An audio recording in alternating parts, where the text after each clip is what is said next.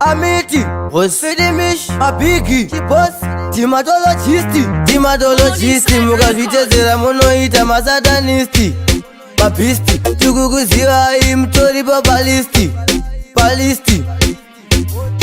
kuimba ngoma kuzi kuflasha mafoni, vakuzviti mndu anoti wanika mudhoni, mabhichi aunopinda iwe maringetoni, zvikoni ini hamundigoni. Sazofamba uchiti ndiwe ukurewa, iwe tori tsaga wekomurewa, koma wako akasungirwa wawa, kadzi wakarora nenge jeki bhawa. Usazofamba uchiti ndiwe ukurewa, iwe tori tsaga wekwamurewa, koma wako akasungirwa wawa, kadzi wakarora anenge jeki bhawa. Kwambona here pano buda, magumbeza ake pano mazunza, inda dzinotanga kufanza, sazofunga kuti ndiri kuganza, apo fesi yake nenge bhusu yachifunza, aupakarira pawara musonza, chapa uri ndonda uchitswanya inda, iwe nemukadzi wako mese muri machinda. Sazofamba uchiti ndiwe ukurewa, iwe tori tsaga wekomurewa, koma wako akasungirwa wawa, kadzi wakarora nenge jeki bhawa.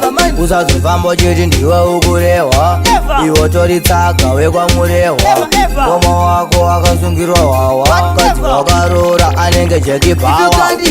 You better come near, cause mina fear, so cause I'll feel the fear. Ini handikusiye, kubva kuna iwe, kusvika kuna iye, ndichirowa spear, don't you look my ear.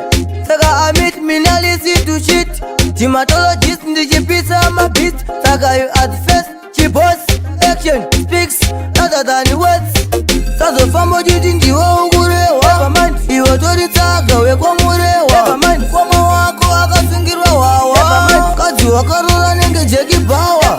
Usazofamba uchiti ndiwe ukurewa, iwe tori tsaga wekwamurewa, koma wako akasungirwa wawa, kadzi wakarora anenge jeki bhawa. Kwambona here pano buda, magumbeza ake pano mazunza, inda dzinotanga kufanza, sazofunga kuti ndiri kuganza, apo fesi yake nenge bhusu yachifunza, aupakarira pawara musonza, chapa uri ndonda uchitswanya inda, iwe nemukadzi wako mese muri machinda.